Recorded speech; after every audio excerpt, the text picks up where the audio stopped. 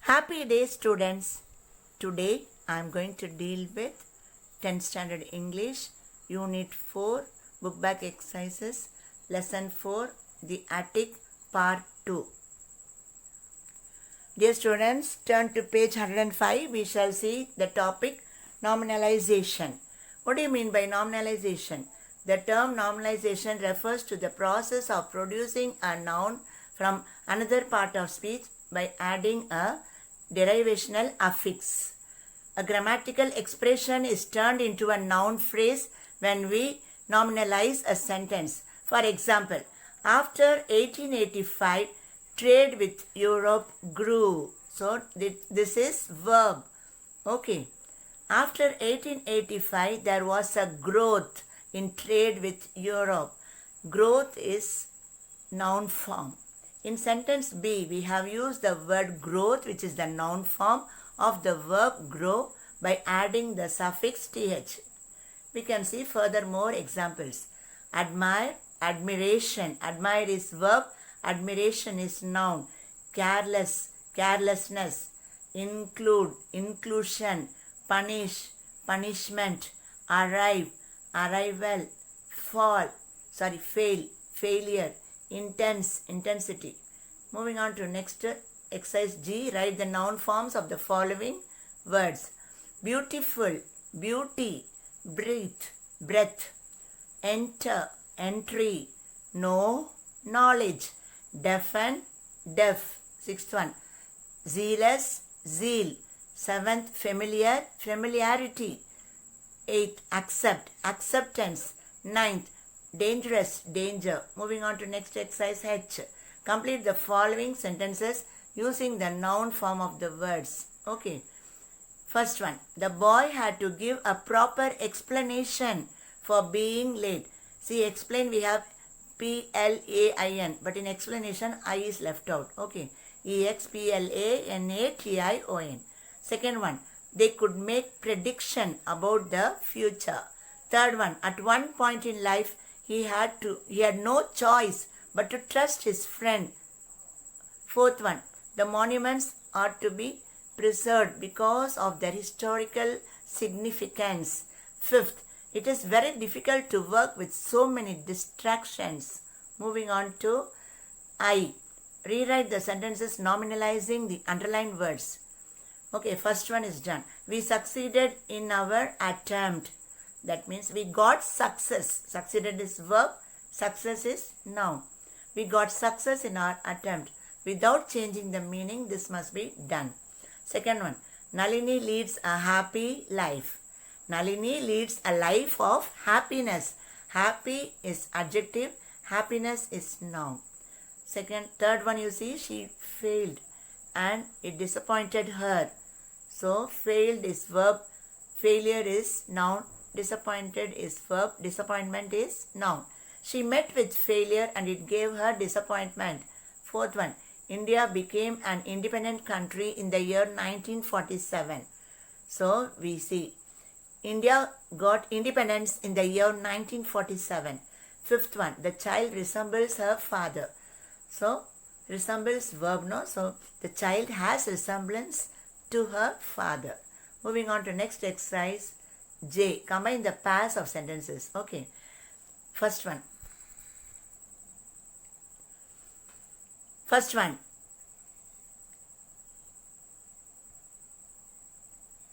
He is an honest person. Everyone likes him. What is the answer by combining? Because of his honesty, everyone likes him. Second one. Satya gave an explanation. The police wanted her to prove it. Though Satya gave an explanation, the police wanted a proof for it. Third one, he speaks well. It attracts all. His good speech is an attraction for all. Fourth one, Suresh is always punctual and regular. It has earned him a good job. See, answer will be like this. Suresh, punctuality and regularity has earned him a good job. Fifth one, the policeman arrived quickly. It made us happy. The policeman's quick arrival made us happy. Moving on to next exercise K. Complete the sentences in the paragraph using the appropriate form of words. Okay. First one. My sister wanted to go to Mumbai last week. She made a decision to buy a ticket at once. As reservation could be done online, she gave preference to book a ticket that way. First, she collected information about the arrival and departure of trains and airplanes. Second one, a few days later, Androcles was captured by his master.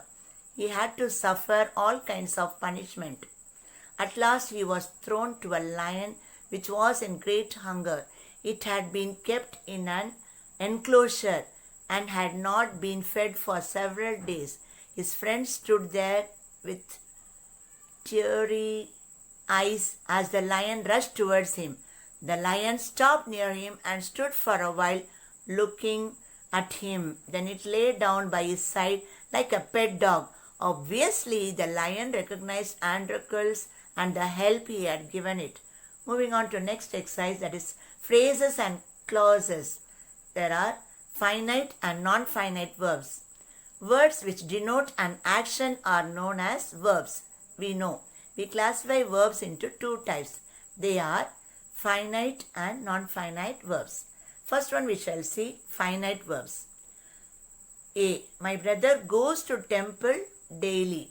B. We have already finished the project.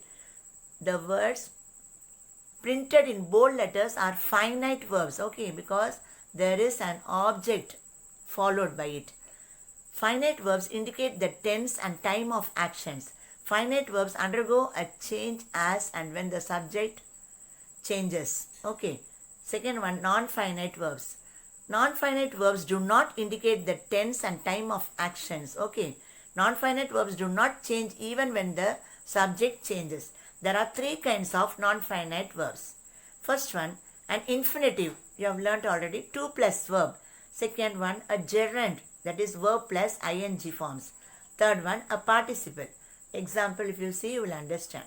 My son likes to watch cricket matches. This is infinitive, to plus verb, to plus watch. Second one, playing chess is my hobby. It is gerund, play plus ing, playing. C, driven out of the kingdom, the king hid himself in a forest. This is verb 3, that is participle, driven. Moving on to phrase. A phrase is a group of words without a finite verb. Example, an intelligent boy, a costly pen, an interesting story. The above group of words are known as phrases. It doesn't contain a finite verb. What is a clause? A clause is a group of words which consists of a finite verb, more or less like a sentence. Okay. A boy who is intelligent, a pen which is costly, a story which is interesting. The groups of words given above are clauses. More examples you can see. Having completed the work, the boy went out to play. The underlined part of the sentence doesn't contain a finite verb. Okay, this group of words is a phrase. Second one you see. After the boy had completed the work, he went out to play. The underlined part of the sentence contains a finite verb, hence we call it a clause.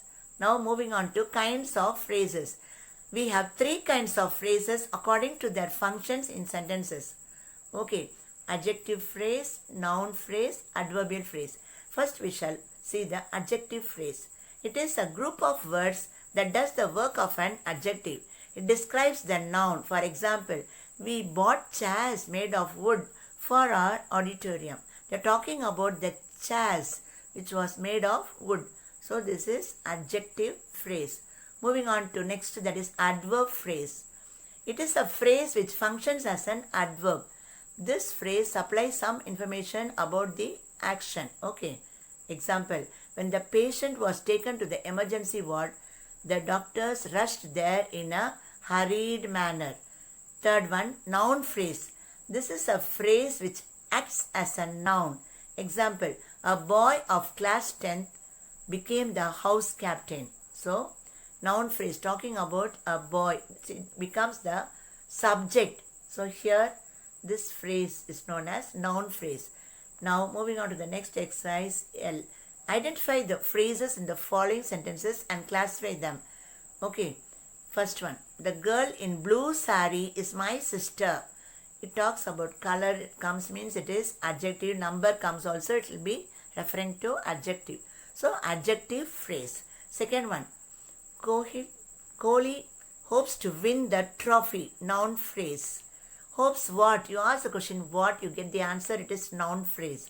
Third one, the train halts at every junction. You ask the question where, it answers no, so it is adverbial phrase. Fourth one, I have never seen such a picture. So what did you see? I have never seen. So it is noun phrase. Fifth one, she worked in an enthusiastic manner. How did she work? You ask the question, it is adverbial phrase. Now moving on to kinds of clauses. First one, adverb clause. It modifies the verb, that is, it tells something about the action. The clause gives detail about the action. For example, the students were sitting quietly in the classroom until the teacher arrived. The highlighted part of the sentence speaks about the time of the action. Until, it refers to the time of the action. Moving on to second one, noun clause. The clause functions as a noun. Example, whoever wins the contest, it is the subject also, will get a prize. So the highlighted portion acts as a noun here. Third one, adjective clause. It acts as an adjective and describes a noun. Example, I went to the place where I was born. See here, the highlighted words describe the place. You ask the question where. So it is adjective clause. I went to the place. It talks about the place, students. So it is describing the place where I was born. So next, moving on to M. Identify the clauses and classify them accordingly. First one, Ramu bought a pen that doesn't write well.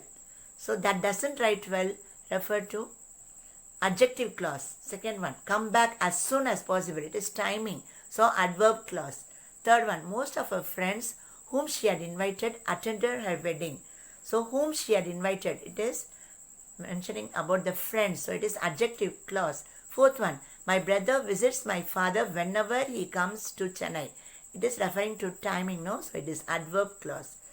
Fifth one, call me in case there is an emergency. This also is adverb clause. Sixth one, until the sun sets, the old woman cannot step out of her house. Adverb clause because it refers to the timing. Seventh one, she knows where I go. So what does she know? It is noun clause. Where I go, she knows. Eighth one, you can go wherever you want. It is adverb clause telling. Dear students, hope you have understood. So I shall wind up the class. Thank you.